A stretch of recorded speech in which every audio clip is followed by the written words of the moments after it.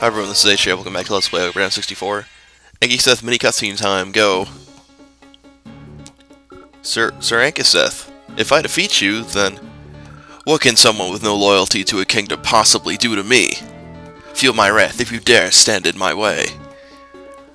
Right, so this starts the part of the mission where Ankiseth goes on like a nice big tear throughout half the map, and he just kicks a lot of ass for me, which is great. That's what I wanted him to do. That's why he's helping us out, because him kicking ass is very beneficial to me. It means I have to kick less ass in order to win.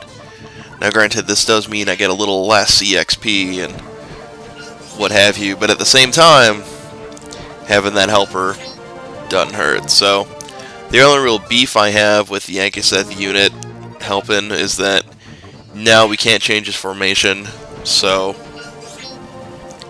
you know, his formation is exactly what I would do, but, you know, then again, he's an AI unit, so you can't really blame him too much. You know, positioning him right in the middle of it. And he's got wicked archers in the back, but his guys up front seem more to be about defense, so that, and I can't, like, tell him to wait somewhere, or, like, give him items, or use pagers when he's in combat. I just have to idly sit by, like a spectator, which I mentioned last time. That's one of the beefs I have, but Ankiseth's AI, at least it seems to be a little more intelligent than Umil's AI. I don't know if you remember the escort mission fail from back in the day, but Umil just kept marching on and he got his ass kicked and I did the whole stupid mission again. Thankfully, this doesn't happen again. Ankiseth can hold his own and he's capable of stopping and going back and resting, and I think he uses some items later on, and like, he's not as retarded, which is key. I don't know. He can hold his own, he can help fight for me, and I think that's really super fantastic. Some things I want to comment on from last time. During the first part of the sped up battle action, Aznabel's unit, he lost a wizard, so I got him going over to the witch's den. You'll see that come up a little shortly from now. I don't know, we're still holding on the no one needs to die atmosphere on Team HJ. And I send Leia south to do work, and she's doing work quite nicely. She's turning out to be a lot better unit than I thought she would. Yeah, there's Aznabel there getting the witch's den, I think. No, it's up there. That's right. Over at Cartwright. Yeah, Leia's coming out to be a bit more useful unit than I thought she would be. But we'll just have to see what happens. I mean, I like having her with archers for the sole reason that sometimes you just need that back row attack power, and not everyone's capable of doing that, but those archers always seem to hit on that pretty well, so that's kind of why I like keeping her around. And Ankiseth himself and his unit, going back to that, does some work. Like, he's got like a big nasty sword slice, and he knows how to get shit done too, which is nice. But as you look, you can see, like, he's already, like, right next to the final stronghold. Like, he didn't waste any time hauling ass getting over there. He just had a mission. I'm going here, then here, then here, and now we're at the stronghold before the final stronghold. Like, he is ready and raring to go. Wasting no time.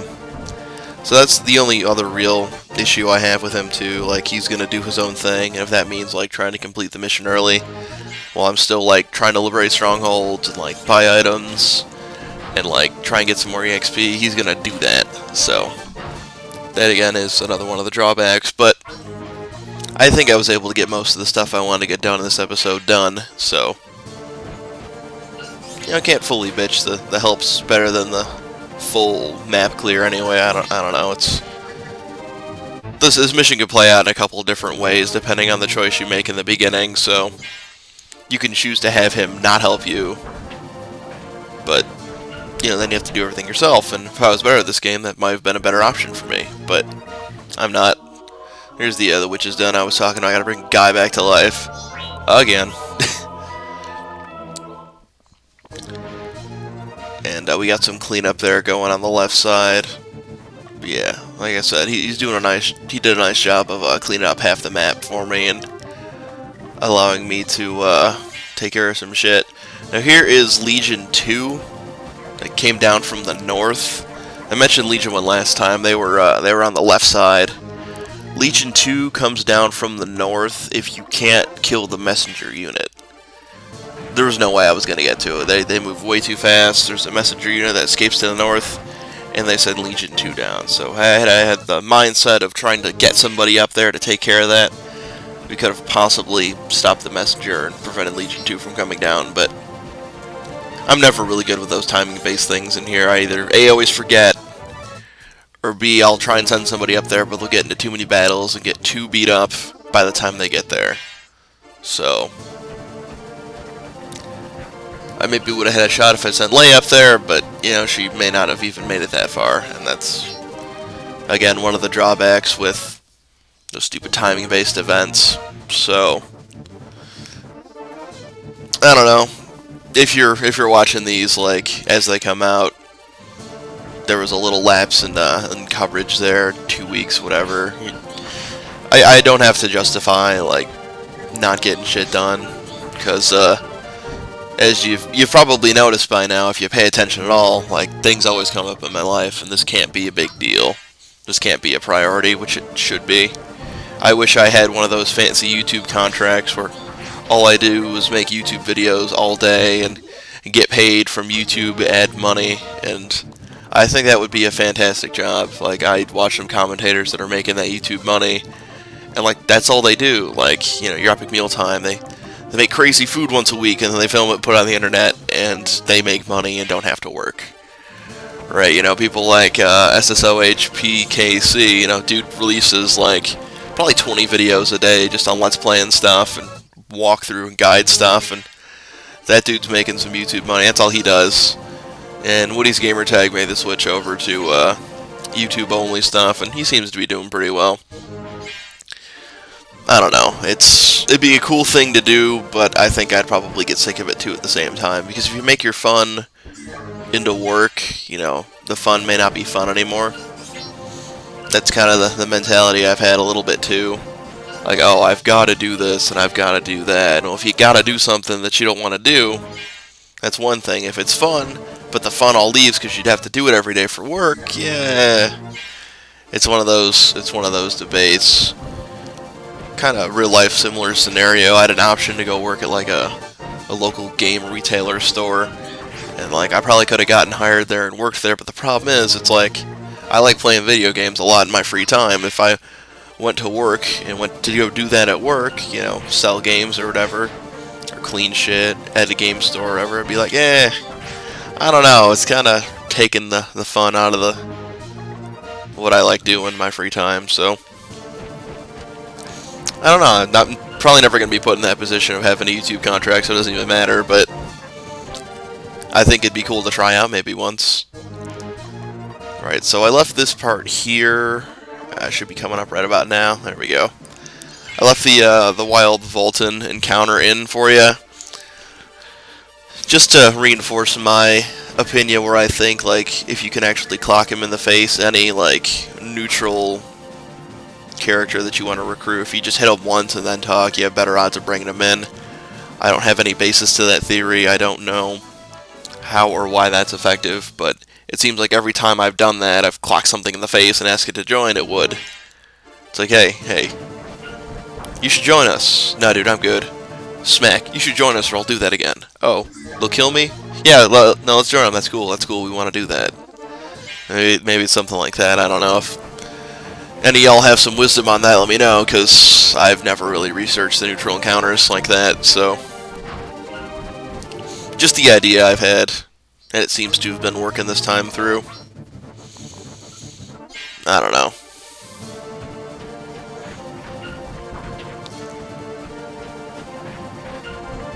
So, from what I've been seeing and what I've been planning on doing for Team HeeroJay is, I'm probably gonna adapt my everyone should be close to even level theory, and I'm gonna try and make HeeroJay slightly above everybody. And I normally already do that, but I think with that, I'll have that always, that standby, that fallback of, hey, if shit needs to get done, I can send him in and take care of it. While at the same time still having a whole bunch of useful units as well. There won't be like a major like disposition of, oh, well, you know, HeeroJay and Leia's units are like 5 levels above everybody else, and everybody else is just kind of there. It'll be now HeeroJay's like 3 levels above or 4 levels above, and everybody else is, you know, at the same level, just 3 below. I think that might be a way to do this, just to ensure victory in certain places where it's needed. I kind of did that before to a certain extent, but only with like a level. But I think I'm going to up that cap a little bit to see if that helps in the long run, having that fallback just in case. I don't know. We'll see what happens with that. I still have plenty of time before we finish this game, so anything could happen. And we just gotta wait and see what happens. So, like I said, Ankiseth's hauling ass. He's already at the final stronghold, so here's his final cutscene for when he reaches the stronghold. Mission's not over, by the way. This is just his part. Ankiseth, you don't care what happens to you, Mill? So your errant son is more precious than your lord, huh? Talk about loyalty. I do not fight for my son. I do not fight for the Revolutionary Army, or for the Prince. I fight for those who bear the future of this kingdom on their shoulders. I realize that it is my duty to support them, to help them overcome the hardships that they face. That is why I chose to enter this battle. I will defeat you and rescue the Prince. Even if it may cost my life, I will not be damned by you. I can't believe Ankiseth the Steadfast is blinded by emotions. Neither can I. Unfortunately, it is too late for you to see the error of your ways.